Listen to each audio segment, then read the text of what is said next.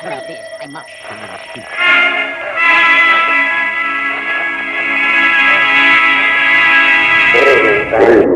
Good evening, friends.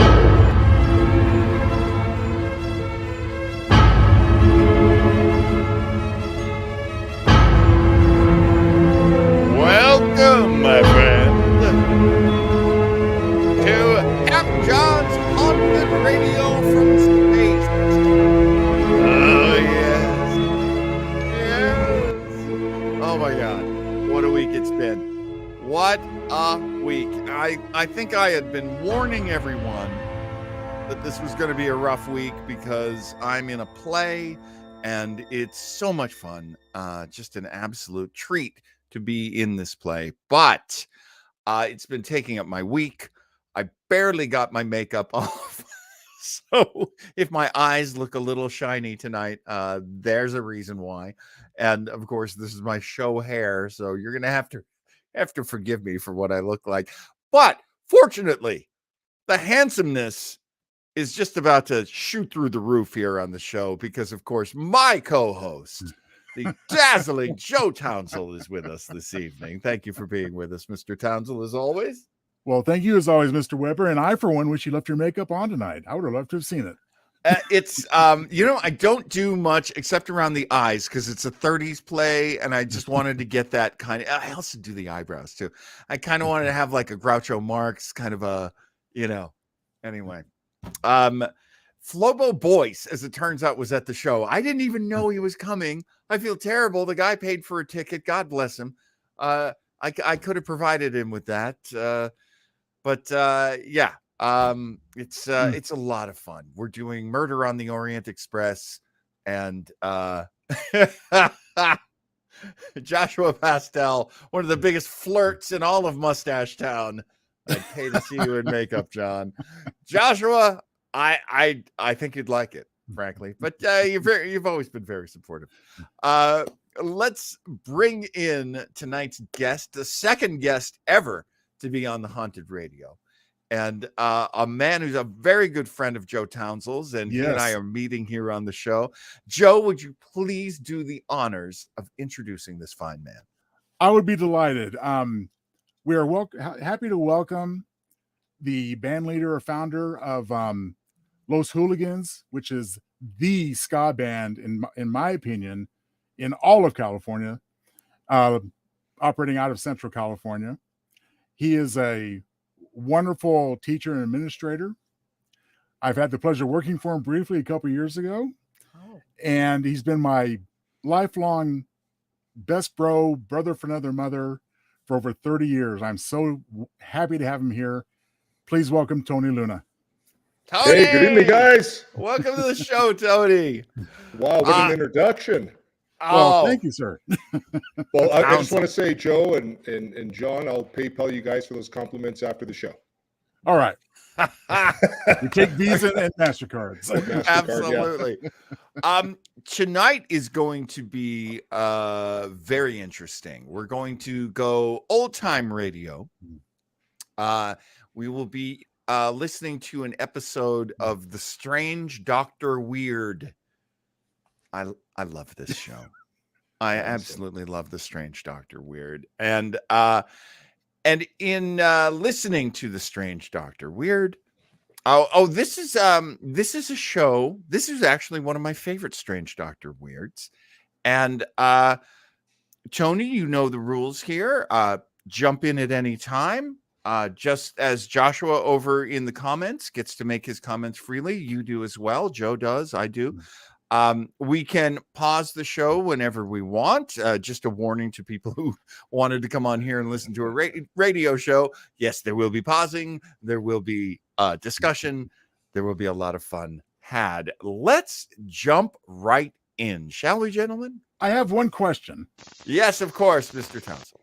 The question being, do we need the adjective strange in front of the name Dr. Weird? I'm just curious. I can't defend this at all. The Strange Dr. Weird. I assume there was more than one Dr. Weird in town, and there's probably like a really boring Dr. Weird, like, hello, I'm Dr. Weird. Oh, you don't want him. You want the strange, Dr. What the strange one? Okay, I get it now. There you go. But I The really- strange. Yes. I like it that Marvel can't sue because it's not Doctor Strange. All right, here we go.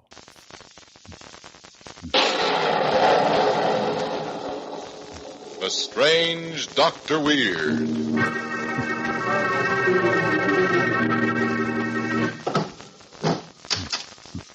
Good evening. Come in, won't you? Why, what's the matter? Your hand is shaking. Surely you're not afraid of me. Perhaps it would steady you to hear a little story that was just told to me.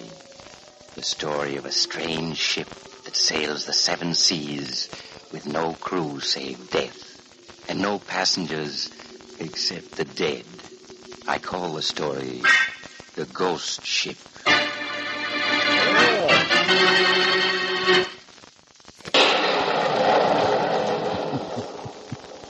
My story, The Ghost Ship, begins in a badly battered lifeboat, pitching and tossing on the surface of the South Atlantic. 3 men wearily bail out the water which the breaking waves constantly pour into the boat. Check out A these 4th accents. man, burly and broad-shouldered, is at the tiller. All right, bailer, men, bailer. The water's gaining on us. What's the use of bailing? We'll never make land. Why don't we admit we're done for and get it over with? Stow that, bosun. We may sight a ship any minute. You've been saying that every day for a week now. Captain! Yeah, what is it, cook? I think it's a ship. You snow is here. They're to port. All right, look sharp, man. Oh, I don't see anything. Just another false alarm. No, it's not. Captain, I see her.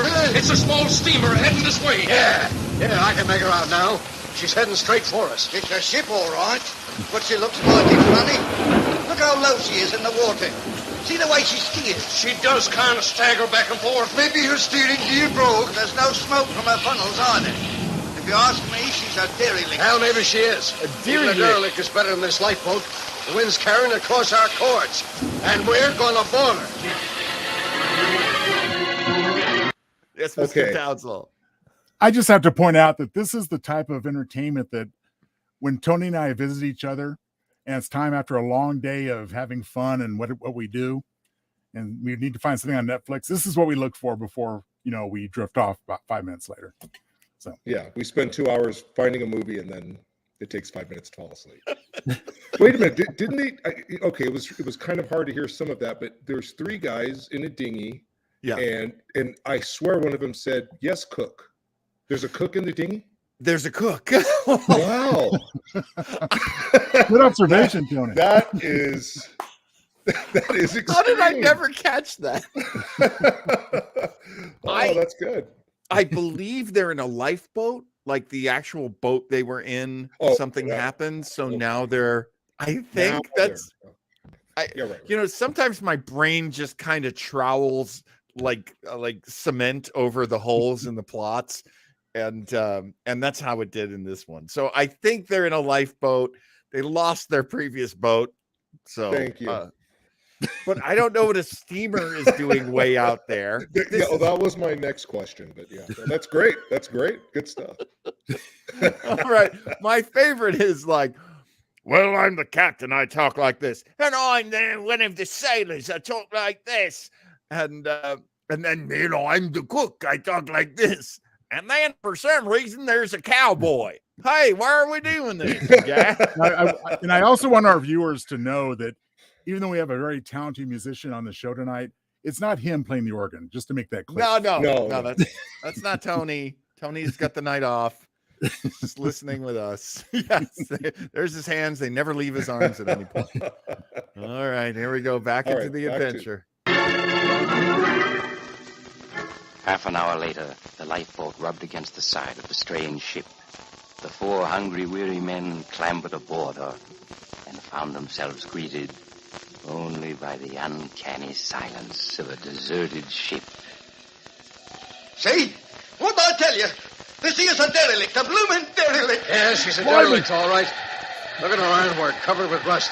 I'd say she's been drifting about for a good many months. Suppose there be no grub or water aboard her, that's what worries me. Now, that's what we're going to find out right now.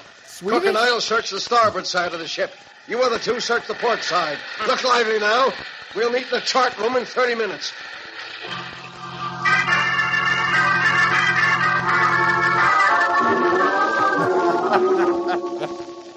All right, Bosun, what did you find? We didn't find nothing. Not a single solitary thing. That's all right, Captain. Of course, we're so low in the water that all the holes in the cabins below deck are half flooded. But we searched everything else, and we didn't find a thing. Well, Cook and I had better luck. We found the galley dry and plenty of canned grub in it. I left Cook rustling up some chow. He'll be bringing us a hot meal any minute now. Hot food, doggone. That's what I was wanting to hear. What I want to know is why was this freighter abandoned? It's it. What? This is the Mermaid Girl. What? Yes. There's her name on the logbook. She's a ghost ship. Do you hear me? We come aboard a ghost ship. We got to get off her or we'll die. Bosun, get hold of yourself, Well, it's true. This is the Mermaid Girl, and every seaman in the world knows about her. Well, sir, I don't. Captain, what is this here Mermaid Girl business? Does this cowboy bother anyone else? Oh, yeah. Guys, driving me. Call him, Sergeant. Go on. Let's get on that boat and giddy up. I don't know, John. Maybe you're being a little bit critical. I mean, in modern entertainment, we're looking for diversity. I'm hearing a lot of diversity here. We got a cowboy. We got a Cockney, Britain, whatever else. And It's probably a Scandinavian cook. I'm not sure. Okay, so all right, we're about to get some grub. Yep. Story of the Mermaid Girl is a curious one. 2 years ago, she had her helm stove in a hurricane, but she's loaded with lumber and cork, which is why she never sunk. Well, the first night out after the storm, one of the crew disappeared. The next night, 2 more men went, and 2 more the night after. I'm telling this, Bosun. It's true, every word of it. It's true, the men disappeared. Rest of the crew mutinied and abandoned ship. Only one lifeboat with 5 men in it ever made port. They're the ones who spread this story. And ever since then, the Mermaid Girl's been drifting. A ghost ship with death at the helm. I tell you, we've got to get off her, or we'll die too. That's a cook. Quick, outside. Something's happened to him. Not the cook. Captain, look. There on the deck, a tray. Dishes and food. Cook was bringing us grub. And now he's vanished. Say, Doctor, do you know you've been on the air for 25 weeks now? Evidently, people like your radio show. That makes me very happy. And I thank them from the bottom of my cold-blooded heart. Coming from you, Doctor, that's really warm sentiment. And while we're about it, the makers of Adam hats would like to thank the many men who have recognized the superiority of Adam hats this season. Gentlemen, you've been keeping our thousands of stores and authorized dealers mighty busy. And no wonder. Wide varieties in 100% correct styles, combined with finest quality materials and craftsmanship, make Adam hats America's outstanding hat value. The well-dressed man particularly appreciates the wide choice of shapes and shades available at their Adam Hat store. Tomorrow, step into the Adam Hat store nearest you and ask to see the new line of Adam hats, priced sensibly from $3.45 to $10. That's now, outrageous. Dr. Weird, on with the show. A $10 hat. Who has that kind of money? And now to continue my story, the ghost ship. It is night, and in the inky darkness, half submerged, the derelict steamship Mermaid Girl drifts onward across the wave-tossed surface of the South Atlantic. Huddled in the chart room with 2 flickering lanterns for light, the 3 shipwrecked survivors discuss the strange disappearance of the cook, the 4th member of their group. I tell you, the spook got him. Or the devil, or whatever it is that's put a curse on this ship. It takes more than a spook to make a grown man vanish without a trace, Bosun. The sea's different from the land. There's devils that haunt the ocean no landlubber can know about. You've heard of the Flying Dutchman, haven't you, Tex? I reckon I have. What about it? For 100 years or more, men by phantom she's been sailing the 7 seas, full rigged and always running with the storm dead astern. The devils of the sea put a curse on her. And so the Flying Dutchman will sail on forever. The Flying Dutchman is just a sailor's superstition, Bosun. You know it. And I suppose this ship we're on now is just a superstition, too. And the fact that she's been drifting for 2 years with no end at the realm. I tell you, we got to get off her, or else we'll die. We can't get off her. Our lifeboat shrunk when we came aboard. So stow that kind of talk, boatswain. That's what I just want to say, I want to ask actually, do you think this crew ever got along? Because they're fighting a lot. What do you think, Tony? I was going to say it's pretty darn intense. Yeah, they're constantly yelling, and yeah, they're all over each other. I'm just waiting for Skipper and Gilligan to break out See? of some fisticuffs, or something like that. A little bit of Skipper and Gilligan would help right now. Okay, here we go. Back into the intensity. The cook is gone. The bosun's being a real pain in the ass. The captain is yelling at him, and Tex is not on a horse. I don't know why Tex is. Let me ask Tony one more question before we resume. And Tony, I'm just looking for a simple response here. Oh, okay. Do y'all reckon it's going to get even more intense? Yes'm. Say, Q, I don't believe in spooks or devils. Fact is, I got me a notion to go down to the galley right now and rustle up some grub. You want the same thing that happened to the cook to happen to you? Oh, nothing happened to me. Captain, you got an extra revolver in your pocket? Yeah? Well, now, just you let me take it and I'll face Santa thing to get me some grub. Well, it's 3 days since we had food, and I'm too hungry to wait for morning. All right, here's the extra gun. It has 3 shells in it. And take this lantern, but look sharp. I'll do that, Captain. And I'll bring back whatever I can carry. Good. And if I meet any spooks, I'll bring them back, too. You shouldn't have let him go, Captain. He'll be all right with a light and a gun. We don't need food. You'll see, Captain, this ship's a ghost ship. And listen. Come on, we gotta go to his No, Captain, it's too late. It's got him, whatever it is that's haunting this ship. And if we got out there now, it'll get us too. Poor Tex. All he was afraid of was ghost riders in the sky. All night, the 2 men huddled in the chart room, the doors bolted, the memory of Tex's screams ringing in their ears. In the morning, with a fog covering the sea, they cautiously emerged and searched the ship, the captain keeping his revolver always ready. And they found... Nothing. That's what we found, Captain. Nothing but a smashed lantern and the empty gun line on the deck where Tex has dropped them. Well, frankly, I think Tex and the cook went out of their heads and jumped overboard. There's absolutely nothing on this ship that could have harmed them. But there is. Only it's something you can't see unless it wants you to see it. Oh, that's ridiculous. Bosun, listen to me. I tell you... Wait. What is it? Listen. What is it, John? It's a foghorn. It's a steamship someplace in the fog, off the starboard of us. Head in this way. But you'll never see us. Look how fast the fog's thickening. Yeah, we gotta work fast. There's a hand-operated foghorn up in the bow of this vessel.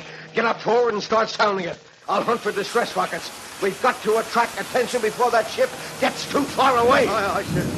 I'll signal an SOS with the oar. Good man.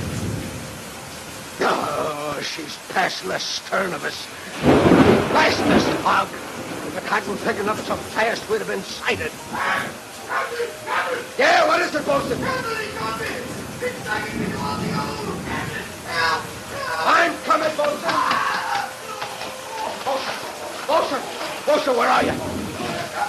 Captain, down here. In the hole. Help me. In the hole? Bosun, what's happened?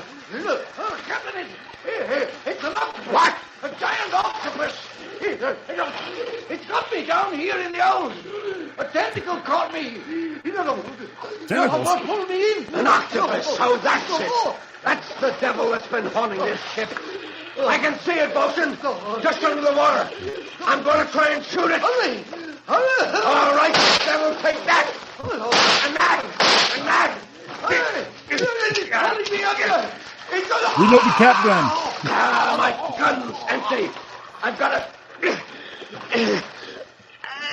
tentacle. A giant tentacles around my legs. Man, I hate Take when that that loose. It's pulling me down into the hole, too.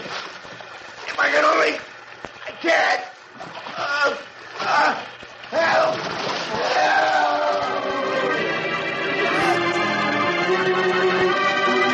Everybody died? I've heard this story like a million times. I still love it. No wonder the shipwrecked sailors who boarded the mermaid girl could find nothing. The devil who haunted her was an underwater devil whose presence they couldn't guess. And so the mermaid girl still drifts on across the 7 seas, with death in the shape of a giant octopus, her captain, and dead men, her only crew.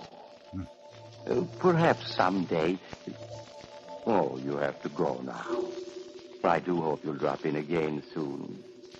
Just look for the house on the other side of the cemetery. The house of Dr. Weir.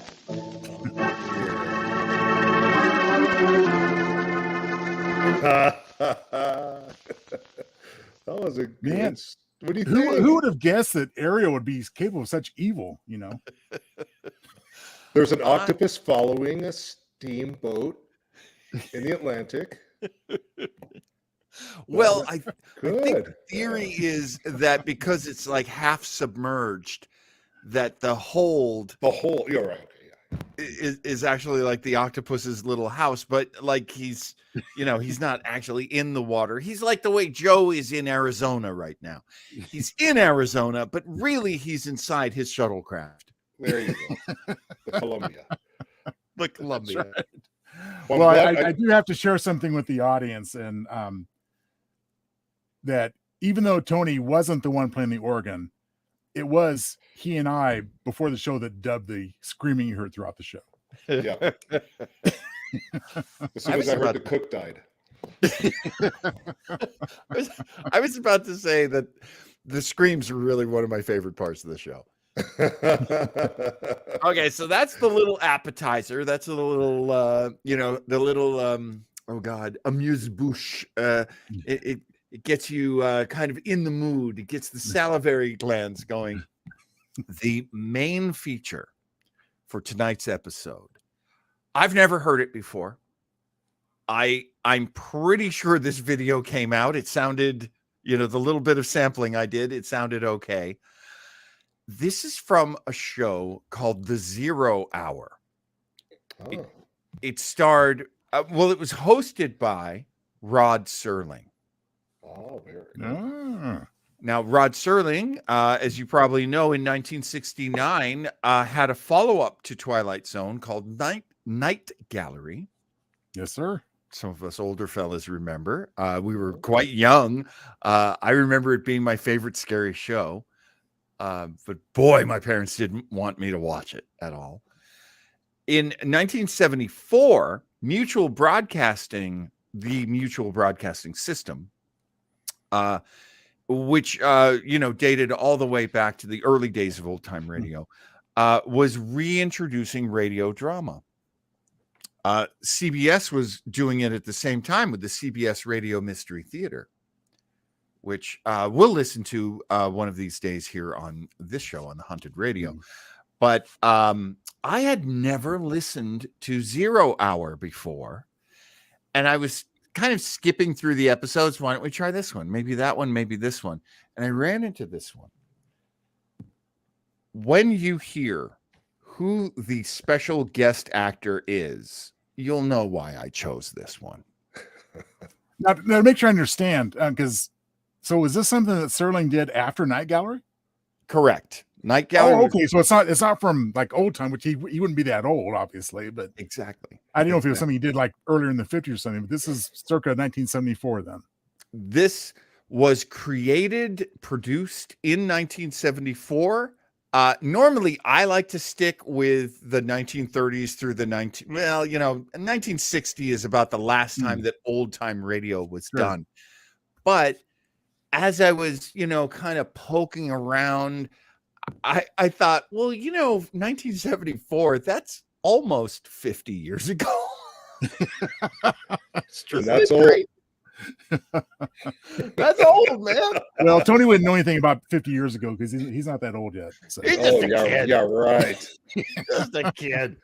So, but the other thing that's so interesting about it is Elliot Lewis was a frequent director on this. Elliot Lewis from Old Time Radio. Rod Serling was a kid during the time of old time radio, just starting out writing and being a script assistant and, doing various things in radio. So, this is kind of a hip show. I'm really very excited for you to hear who our celebrity guest is. There were, this was very typical. CBS would do the same thing. They would say, oh, this famous actor is the star of this particular episode. So here we go. So this couldn't have been made much before he passed away than Rod Serling. Correct. Serling passes away, I think is it 76 or? I thought it was 75 actually. Somewhere in there. 75. Oh my goodness. Yeah. This was right near the end for Mr. Serling, though he did go at a very young age. Yes. Yeah, all right, my friends, I present to you The 0 Hour, presented by Rod Serling, starring, I hope this guy knocks your socks off. Okay.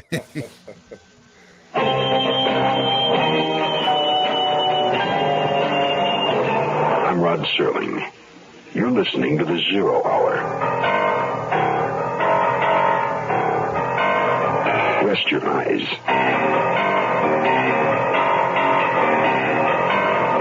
Exercise your imagination. Today, Keith Walker's double tale of terror in space. Skylab, are you there? Starring William Shatner. In a mutual broadcasting system presentation of The 0 Hour. Brought to you by the Ford Motor Company, Shenley Industries, Matus Wine, Beech Nut Chewing Tobacco, and Dial Soap. This is The 0 Hour on Mutual Radio.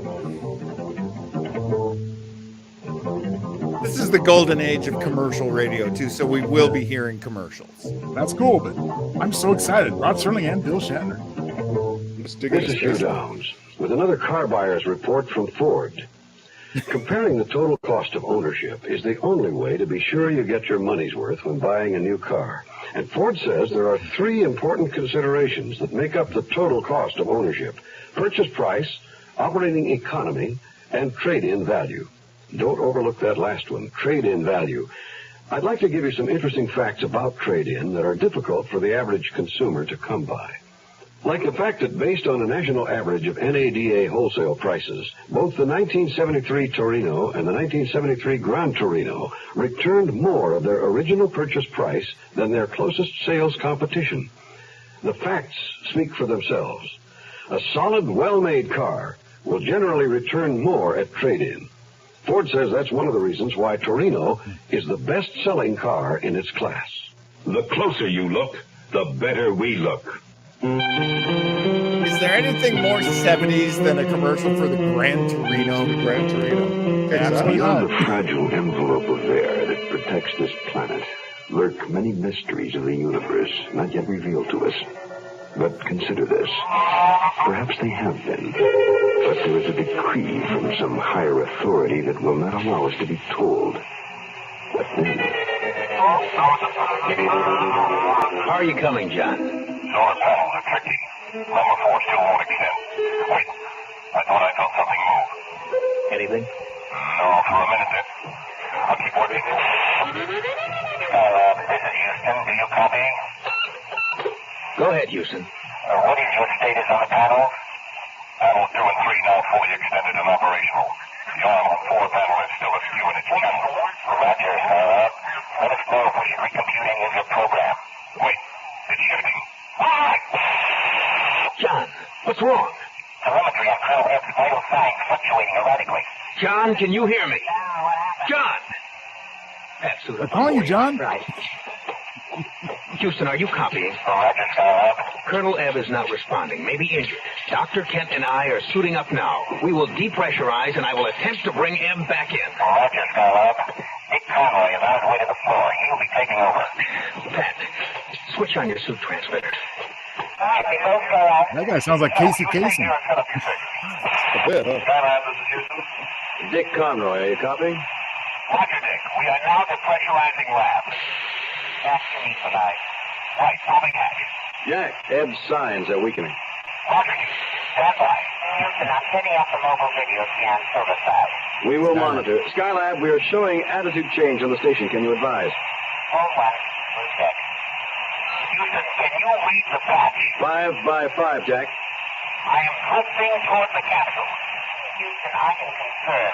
We're rotating laterally at 6 knots. Also slight horizontal rotate, but erratic.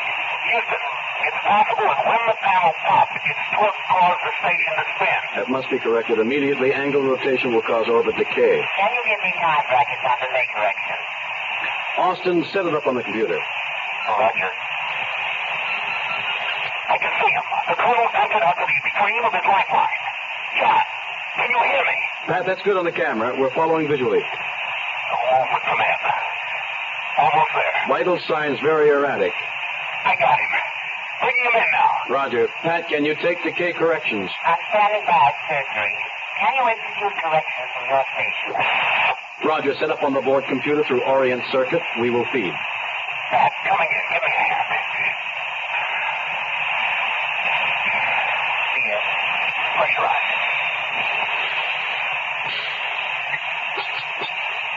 Houston, we are inside. I'm going to say transmitter. Are you copying? We are copying. Jack, look at his chest. Let's get his suit on. Houston, Colonel Ebb's on the table. Pat is examining him now. I am checking capsule. Standing by, Skylab. Houston, Ebb has a massive chest convection, possibly 6 ribs shotted. 2 feel as if they may have shifted into the heart wall. Skylab, you will have to abort the mission. Roger, Houston, I'm working on that now. Pat, what are chances we bring him down? Okay, I got to jump in here. I think Joe's right. I think that is Casey Kasem. Sure sounds like him. It does, doesn't it? Casey Kasem did a lot of voiceover acting work. I mean, if I hear, and next on the 40, then we're going to know for sure. And now, a long-distance dedication from Skylab to the Earth. That's long distance. Yeah, that's good. You know, big listener. On with the countdown. Okay, this one's a little tricky to listen to, but so Skylab's in trouble. I got that much. That's all I got. It is interesting to hear a dramatization about something that happened within my lifetime. Yeah. I definitely remember Skylab. I remember it falling to pieces, collapsing toward Earth at some point. Yes. You know? One of my favorite jokes was David Letterman was a guest for Johnny Carson on The Tonight Show. And it was when pieces of Skylab were falling down, hitting the Earth. And he said, oh, you know, I had a really busy day today. I was up on my roof painting a target for Skylab. Okay, here we go. If it stays here, the sooner the better. Hold it, Pat. Houston, we have a problem. We cannot abort. I repeat, we cannot abort. Return capsule will not take pressurization, and number 2 fuel tank punctured. Are you sure, Jack? Positive, Houston. Fragments of the solar panel must have punctured capsule. We cannot return to Earth. Damn.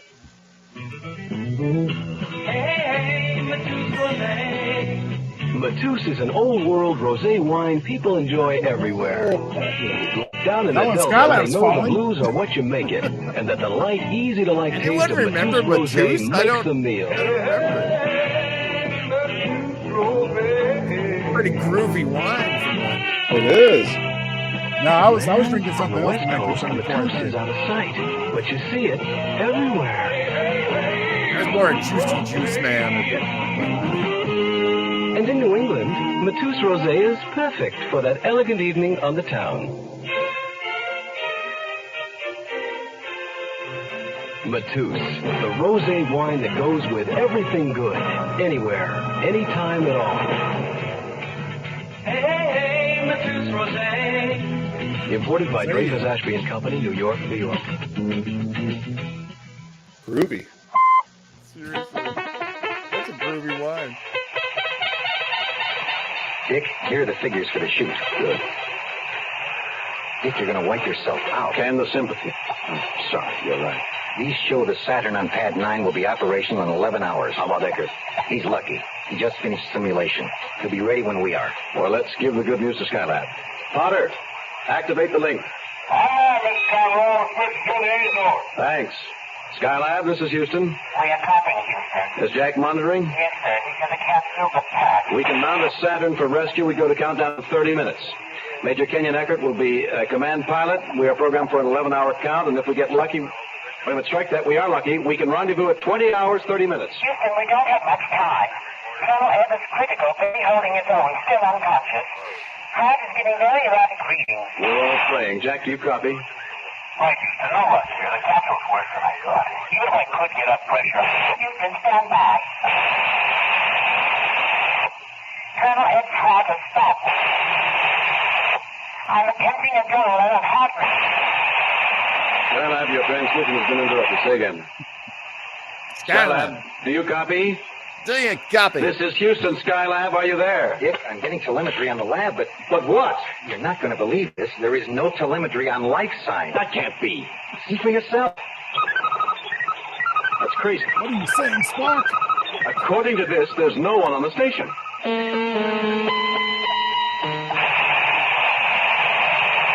Dick, they're locking down the hatch now. All right. Let me know when Eckert comes up. And keep the press out. Have PR tell them we'll do a conference once Eckert's on his way. Two things I'm loving right now. One is Shatner's actually doing some pretty good acting. Voice acting was not always his strongest suit. Sabotage. If you remember that moment, like, you know, he didn't love doing voiceover. He's good in this. And I also love this character is named Dick. Oh no. Apropos. Oh my. Oh my. Well, it is in the truest it's a little sense. surprising considering that we've talked a lot during the program, during Haunted Radio, that the actors had to exaggerate their performances to compensate for the lack of video. And it seems like in this case, Shatner's taking the reverse approach. Yes, that's so true. He's being very introspective, and he's right on the microphone.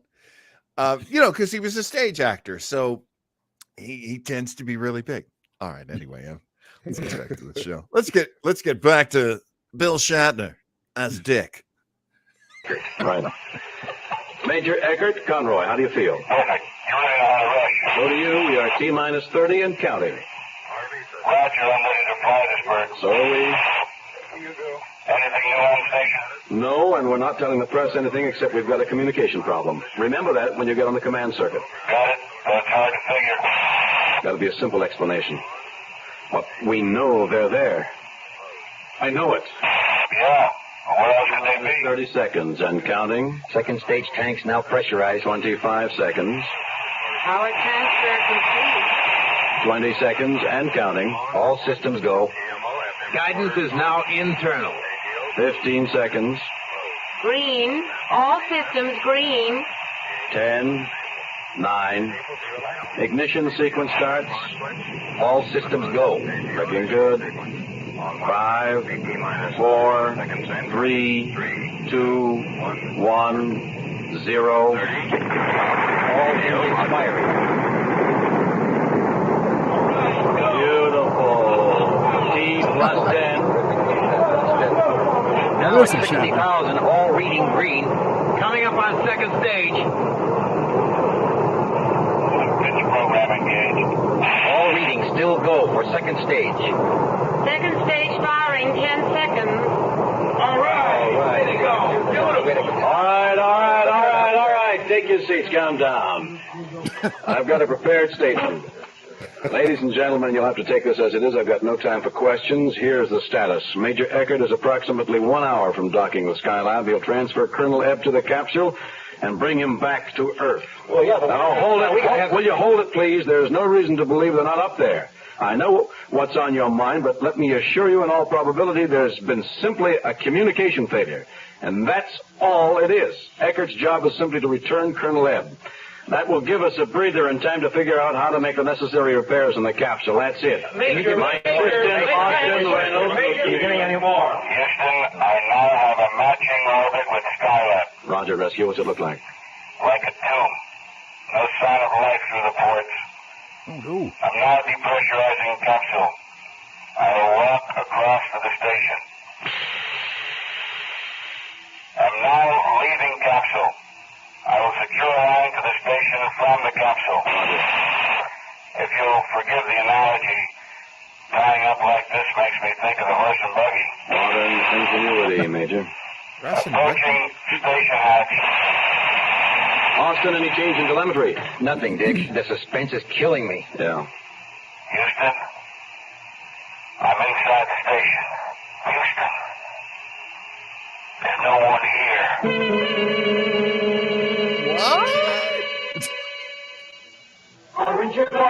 Glad is what happens when you use dial soap. Yes, Mr. Tousell. Well, it just occurs to me. I don't recall any instances where they set a scary story, quote unquote, inside an actual space station that was still operating at the time.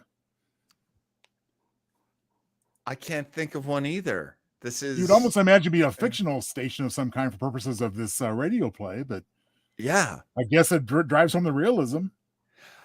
You know? I think that's what they're going for. That seems very 1970s from what I remember of it. You know, this sort of idea. It was very 1970s to question institutions and to see frightening things in places that weren't, you know, commonly frightening. The new idea of what a haunted house is. Kind of digging that. Also the space program, you know, supposedly nothing's supposed to go wrong, you know. Well, I mean, I don't know what is yet to come. We'll find out momentarily, but it's almost like, do we have another War of the Worlds radio broadcast on our hands with this? People tune in late and say, what's happening on Skylab? It explains what happened. Yeah. Here's one of the things that's interesting about this show, too, the 0 Hour. As I was reading, before I'd even heard it, and I was doing research on it, Mutual Broadcasting System was just, you know, it would come up every few years. Someone wanted to see if maybe radio shows would entertain people. This is obviously, as Joe points out, this is a fairly modern idea of, you know, a science fiction treatment, a horror treatment in radio. The explanation of why this show only lasted 2 seasons, the explanation that I heard from people who worked on the show, they claim that Mutual didn't work hard enough to promote it or to sell commercials on it. I don't know. We're hearing a lot of commercials, but maybe they weren't making a lot of money on them. I don't know. Maybe this is early on and later on sponsors fell away. I don't know. But it is interesting that I'm playing all of these commercials. And folks, we're not making a cent here. Unless you worry about that. Mr. Townsend, Mr. Luna, they're not getting paid at all for being here. They are donating their time to the Haunted Radio. I'm very grateful. I'm grateful you're here as well. So I do have a question for Mr. Luna before we resume. Please. So I hope I'm not revealing too much by pointing out that Tony has always been a Kirk man and not a Picard man. So I have to ask, how you digging your Shatner tonight, Tone? I mean, well, I was going to say the captain is on air, so that's great. I love it. He's in charge too, which is great. You know, it's kind of cool to hear Shatner barking orders, and he is a dick, so that's also I was gonna say, early 70s Shatner especially. I'll never look at a bottle of Mateus Rosé the same again.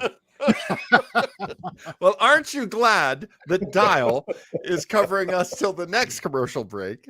And here we go. I think we're going to hear the rest of this Dial commercial. It starts right out with a clean, fresh scent that's like nothing else. To get you going clean and fresh.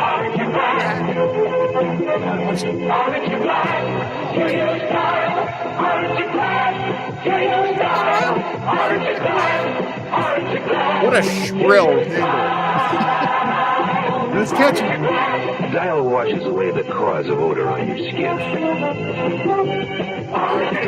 just can't buy a better deodorant soap than Dial. Tony, do you think Los Hooligans will ever cover this song? It's possible.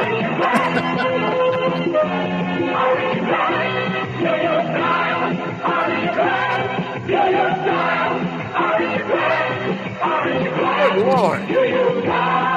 This is the golden age of the 60-second commercial. Amen. Dial. All right. Every time I hear this thing, it's dueling banjos. You are to prepare for return. We're reprogramming for re-entry, and we'll feed the data shortly. We have several assignments for you to accomplish before then. I'm copying. Set up the cabin for video scan. We're going to fine-tooth comb on video for examination. Also have the infrared adapter ready, then pull all film from the analyzers and transfer to your vehicle. Roger. Video scan is now operating. Take it any time. Switching now. Major Eckert, are you sure you switched the scan to inboard relay? Roger, Houston. I show power on the equipment.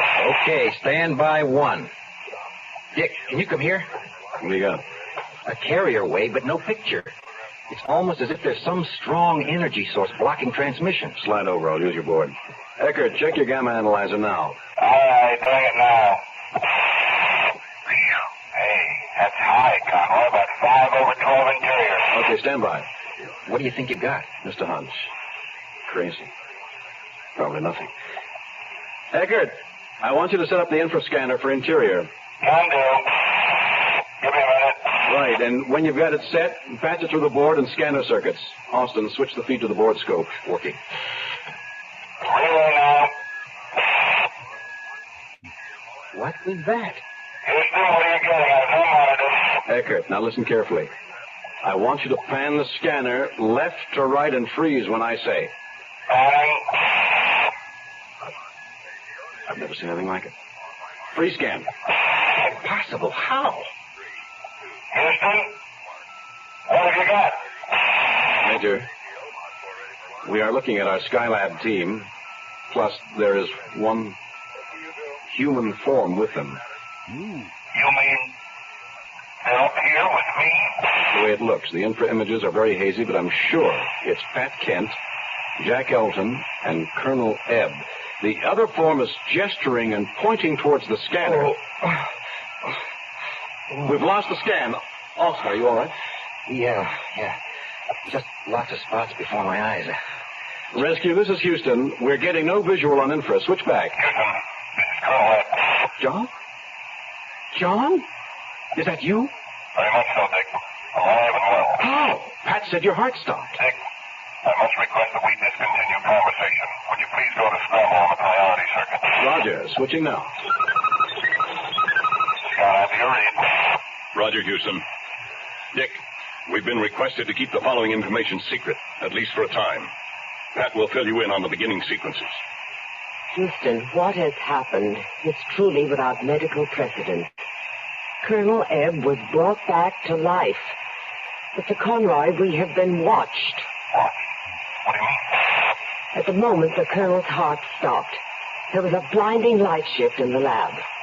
It was accompanied by a physical wrenching, almost as if our lives had shifted in time, which in fact it did. A man, no, better called a humanoid, was suddenly in the lab with us.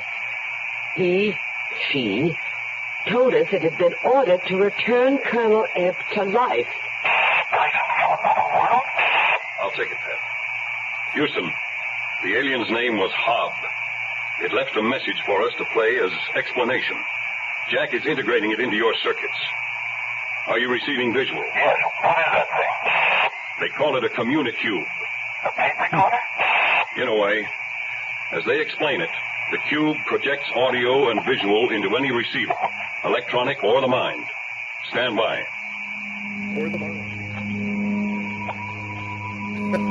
Hobb is my designator. I am a special monitor assigned to your planet. Green Lantern, For I the knew past it. 600 years, it has been my duty to observe and report your progress toward space exploration. I represent, in your reference term, the Council of Worlds, a higher order civilization of 2,000 world planets. The Council is responsible for admitting new worlds into the Federation when they have attained a proper civilized level. Your planet has not yet attained that status. As the observer, I am gifted with the ability to read alternate futures. When the death of Colonel Ebb occurred, it changed the future course of Earth's progress. This could not be allowed, and thus the Council gave permission for re-life. To explain, Colonel Ebb will be the dominating personality responsible for your reaching the civilized status for membership. He will also be needed for future contact and space exploration. You are advised under maximum penalty to hold this information in absolute secret. Under no circumstance is this to be broadcast to the people of Earth at this time. This is Hob. We will be waiting.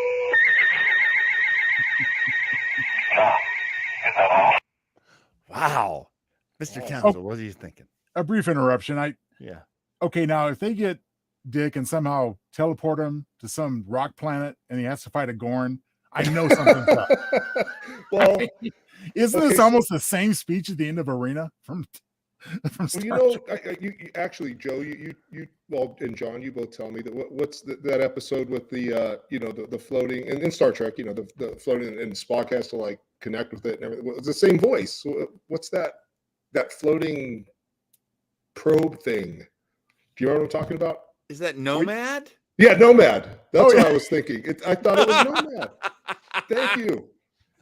Well, good catch, Tony. I mean, you thought the episode too. That's a very great parallel. That's a very good point. This is a butterfly effect story. Then is that what I'm catching?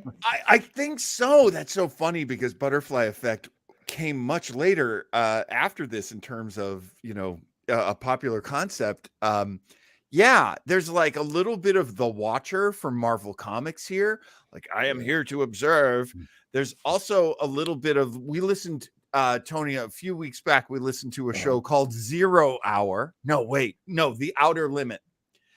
And it was like, we are from another world. We represent a bunch of planets. We've been watching you. It's what a mishmash of concepts and pieces. Star Trek was quite a while ago. Star Trek was 5 years ago in 1974. So this whole Council of Planets thing, I believe they go back in time. They help an astronaut. They save him because he's going to really jumpstart the Earth space program. That's like from classic Star Trek, is it not? Oh, the Tomorrow is Yesterday is the episode to which you refer. And yeah, I mean, it's like, at first they believe that this person serves no significant purpose in history, but then come to realize that one of his sons does. So he must be preserved. And I mean, really, when it's a great execution. I look forward to hearing the rest of it. Yeah. Of a time-honored trope as far as the so-called morality play. Good point. And we have nothing to fear but fear itself, and we have nothing to fear but ourselves. Interesting. And I also wonder if for Bill Shatner, it's like, let's take a look at this script. Oh, it did it, done it. Yeah, been there, done that. Sure, did that. Like, yeah, no problem. I can do this for you, Rod. Well, I just hope they don't find a space octopus at the end of the story. Oh, good Lord. Good Lord. It was funny because at one point when there's like no one on Skylab, I'm like, oh my God, did I program 2 Ghost Ship episodes on the same episode? What is wrong with me? Similarities, yeah. Hey, man, it's stuff. sci-fi. You can't get away from similarities. All right, here we go. I think we are heading into the final act for us. Yes. The cube has disappeared. Hob's words did not withhold. And we had to tell more. The Council's instructions were very specific. Only that Skylab had a problem with its solar panels and power. That is all. Under penalties. I hate to think what they might be. Prepare for return to Earth, Gunner. Roger, Houston. We hear you.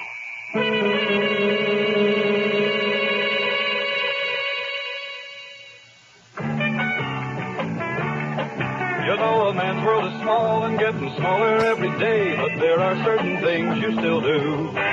Is he still Shatner? You think you still pay for the drinks and beach nuts, the tobacco you chew. Yeah. Is taking hold, kids won't do what Beach they're nut told made to. tobacco? Oh, yeah. I didn't know You that. keep your face to the wind, you don't quit on a friend, and beach nuts, the tobacco you chew. I think Seems got like some a chow man's right world now. just isn't the same anymore, but some things you can still trust, like beech nut chewing tobacco. Beech nut just keeps on getting better. Beech nut's a lot moister these days, with more taste, less stems. Today's beech nut, fresher, longer-lasting flavor. You ought to try it. Girls in bars, girls in pants, a man just don't stand a chance, but there's still ways to show 'em who's who. Treat your dogs with respect, you keep your traps oiled and checked, and beech nuts the tobacco you chew. That sounds awful. I'm Rod Serling. Close your eyes, exercise your imagination, and join us again on our next presentation of The 0 Hour.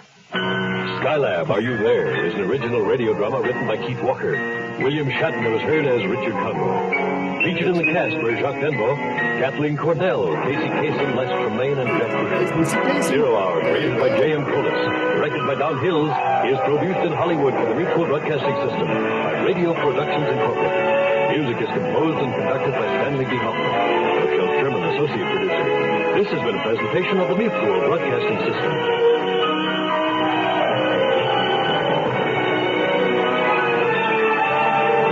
That's some swelligan music right there. Mutual Broadcasting System, very popular network for radio. They were how you would hear Larry King. Larry King was from the Mutual Broadcasting System. And when I worked in radio, I used to engineer his shows. Yes, Mr. Townsell. I just have to say, I mean, this was a real treat for me. I never thought I would hear a third collaboration. There might be more, but for me, the third collaboration between Serling and Shatner. I mean, of course, the other two being in Twilight Zone, Nick of Time, and I know one of Tony's favorites, Nightmare at 20,000 Feet. Oh, yeah. And and here we go again. And it's like I never even imagined there was anything like this happening in the 70s as far as radio plays of this sort. It's a fascinating time, the early 70s, because we're coming out of, the golden age of television, which went from 1950, I think, till about 65, maybe at the latest. Then there was a sort of second wave of television shows that might be a little more daring. You've got your Batman 66, you've got your Star Trek original series, a bunch of interesting shows going on. And then, having done one thing, I think you guys remember, as I do, how strict show business could be for, well, William Shatner, you were a space captain on your show. So now I can't put you on a different show because that would be weird. Everyone would be, so the typecasting, yeah. And holding it against you, what you've done. So now Serling is locked into doing these horror anthologies. Shatner is locked into doing whatever job he can get, but he's still doing a bit of science fiction. Kingdom of the Spiders, made for TV movie. I don't know if you guys have ever watched that. Oh, it's one of my favorites. And, it's interesting because stuff like this, of course, just taps right into my trivial mind. Take that as you will. Right. But, when they canceled Night Gallery, I'm sorry, I'm about to get my own trivia wrong. Night Gallery might not have existed if not for the fact that Serling refused an 11th hour renewal of the Twilight Zone by ABC. No kidding. But they wanted to make it into a Night Gallery, and it was they couldn't use the title Twilight Zone for IP reasons. So they were going to call it Witches, Warlocks, and Werewolves. And that was going to be the continuation of the Twilight Zone on ABC, and Serling said no, and then 5 years later, Night Gallery, same thing. So right. right. And one of my favorite episodes of Night Gallery is about witches. It's that episode with Bill Bixby, and he's like in a haunted castle, and it's super creepy. Oh man, that's a fun show, Night Gallery. I would like to share a little bit of please. Another piece of trivia, which isn't really related other than the title. Yeah. I shared this with John just prior to the show going live. But for those enthusiasts, this radio broadcast shares a title, 0 Hour, with a 1957 high adventure movie, 0 Hour, which was the basis for the movie comedy Airplane. Really? So look up 0 Hour. I think it's available somewhere on streaming, and you will be delighted in the sense that it's a lot of the same dialogue. Ted Stryker is the hero's name in the 1957 movie. The essential problem of people getting sick from the food, that's from 0 Hour, I believe. You're absolutely right. It's the same story told straight. So anyway, just an aside there, but Tony, I'm very interested in your take on the radio programs that we heard tonight. I mean, how do they sit with you? Yeah, it's so funny. It's like it's a different type of focus that I kind of forgot about. Just watching television all these years. It's fun. Yeah, it's odd just listening to this stuff. And John, I was just thinking about older relatives and such that I kind of forgot how radio was still really ingrained when I was a small kid.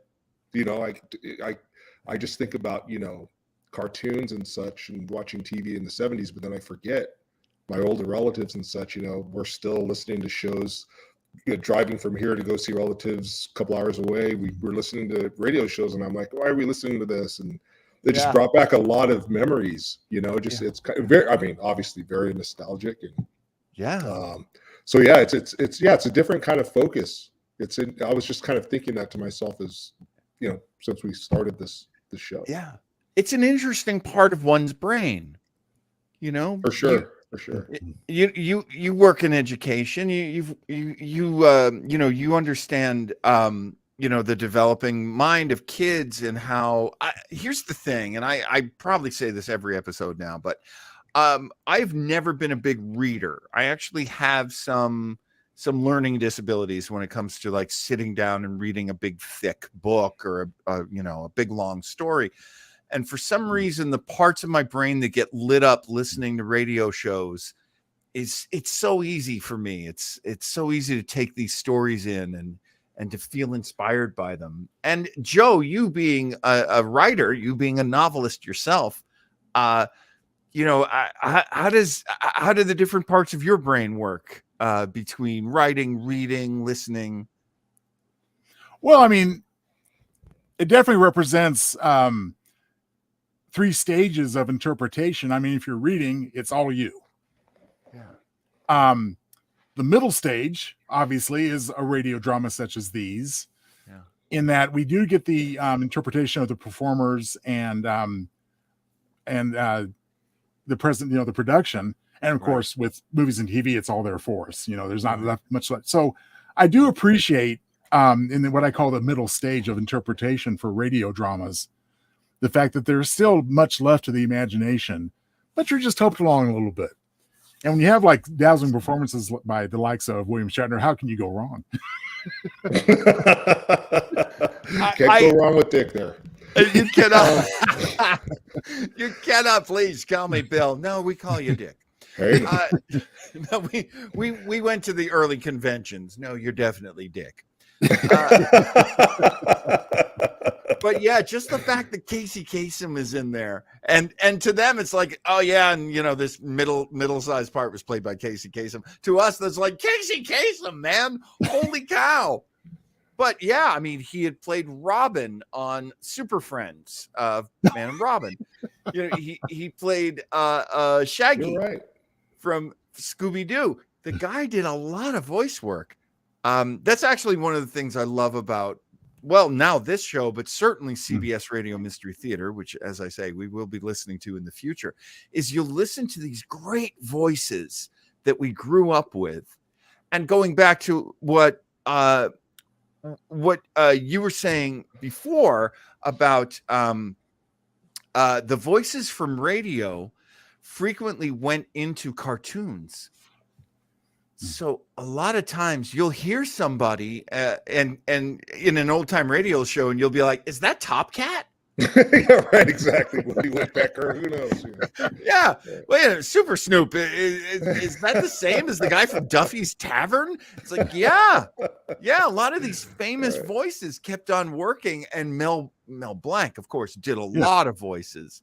So, every once in a while you'll hear Mel Blanc in an old time radio show, and you'll be like, that's Sylvester the Cat. Was he doing that early? He was.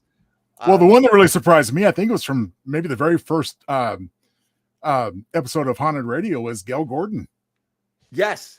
Of Lucy Show fame, in the 60s and 70s. And really? And he was there at the very beginning along with the rest of them. He was Flash Gordon. Flash Gordon. Oh, Mrs. McKinnon. What do you think about that, Tony? Mr. Mooney is Flash Gordon. Yeah, Mr. Mooney was actually Flash Gordon. Freaking crazy. He did a lot of really funny projects too. We'll be getting to more Gail Gordon. I'm a huge fan. Gentlemen, thank you so much for being with us for this show. We are pretty much done for this one. I don't know, Tony, I know you probably have a busy schedule, but would you ever please consider coming back to the show? I would love to. I'd love to. This is fun stuff. Oh, that'd be great. I hope you do, Tony. Yeah. You know what's funny is, I know this doesn't really tie into this show and the things you're doing, but I was just thinking, another fun type of show to look into in the future, I was thinking would be these commercials. They're great. Oh my God. I really wanted to tell you a quick, funny, stupid, quick little personal story.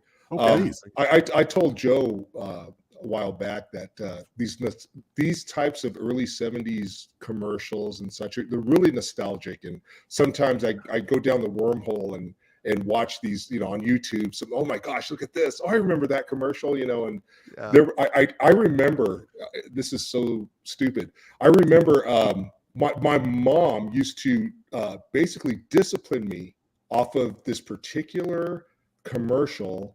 I believe it was Right Guard. And I just remember this. I was probably 4 or 5, and I just remember this commercial of this guy going in the bathroom, and this hand would reach, have this can of Right Guard and give it to the guy. And I remember this guy turns to the hallway in his bathroom, and all he says is, "Mona." And so in my mind, I thought Mona's the monster, and every time I messed up, she would, she wouldn't hit me, and she goes, "If you don't behave, I'm going to call Mona." And I can't look at Right Guard in a normal way like the rest of you. But anyway, those commercials they're just hilarious. It just, the music, they're just so fun. Anyway, I thought that would be kind funny how we will fun looking DVR something and zip right through them, but we'll go on YouTube and watch an hour of them collectively. Yeah. I've done that so many times. Now, you guys grew up. I grew up in New England. Did you ever have? I think it was for ragu spaghetti sauce. Did you ever have that commercial of like Anthony? That sounds familiar. Yeah, it does a little bit. I have to go look it up now. Yeah, it's this kid, and he's like, "It's Wednesday, it's spaghetti night," and he starts running through the streets of Boston or New York or whatever it is. And I've never had a friend who was named Anthony who didn't have to listen to that his whole youth. Like, Anthony, shut up. Anthony, leave me alone. Well, we make fun of the Dow commercial we heard on the show tonight, but you know what? It's gonna be stuck in our heads, through tomorrow probably. Oh yeah. Aren't you glad? Aren't you glad? Yeah. I'm already scoring that for a ska band. All right. Aren't you glad? Oh, now speaking of your ska band, Mr. Luna, what can you tell folks about Los Hooligans? Oh yeah, we're just we've been around quite a while. I was going to say 1992, 93, around there is when we started, and we've been playing for many years and off and on, and now we're just bunch of old guys having a good time. Gets us out of the house. We get to we play local shows, and it's a fun time. We built a lot of there's a quite a long underground community of friends we have all across the state, nation, world. So yeah, it's a fun time. You can see the guy there that if you go to our website is actually for example on guitar is AJ Fox. He sings along with me, and he's one of our local weathermen. So I mentioned EJ to you, John. Yeah. So he's on there, and we have all kinds of different professions, in the band. But we've been longtime friends, and that's at this point in our lives, that's what's most important. And we just go out and make music when we can, and it's fun, and it gets all our old friends out of the house, and it's kind of like a way for us to hang out every once in a while. That's fantastic. Wow, almost 30 years. Fun stuff. Yeah, it's pretty crazy. And they have 2 great CDs that you should check out for sure. Yep, and we're still waiting for our third. Yes. So check them out. Yes. Oh, check them out. Apple Music. One of my favorite things about having moved to the West Coast was I finally got to enter the ska scene. I got to meet people who love it. I got to meet musicians like yourself, producers, fans. It is so funny to have grown up in the Northeast, and it's like ska. Well, that's like a million miles away. So it's been fantastic to have you on the show. Thank you. It's nice to meet you. Nice to meet you. Fun really stuff. Great to meet you, Joe. As always, folks, you got to visit joetownsend.com. Thank you. Let us know. Remind us one more time about the holiday. Holiday promotion you've got going on. Well, we are in the midst of the ho horror days, as we all know. There you go. And I recently, to my Facebook friends and others, promoted the Joe Townsend multiverse, and that is just a clever way of alluding to the fact that many of my works are connected, and many future ones will be also connected. I just encourage everyone to go to joetownsend.com and check it all out. Check out the news and webcast pages there for these appearances and my writings, and there's much more stuff to come. But in the meantime, please visit the site and see what you would enjoy right now that's currently available. Amazon.com as well. And folks, next week, as always, 7 p.m. You can find us on Facebook. You can find us on YouTube. It is a Weber internet thingy. That is the YouTube channel that Haunted Radio is on. And we look forward to playing some shows for you next week. And hopefully I'll be a little bit rested, which I was not this week.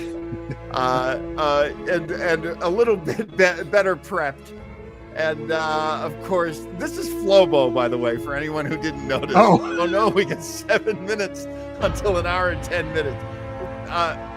And he corrected himself, 20. Didn't quite hit the mark this time. We are coming in short. We usually do. What is it, Joe? It's usually like an it's hour. It's always been the hour plus 20 to 22. Bizarre. Tony, thank you so much for being with us, sir. Oh, thanks, Mr. Townsend. Thank you so much. Goodbye, everybody. We will see you next week. Dum, dum.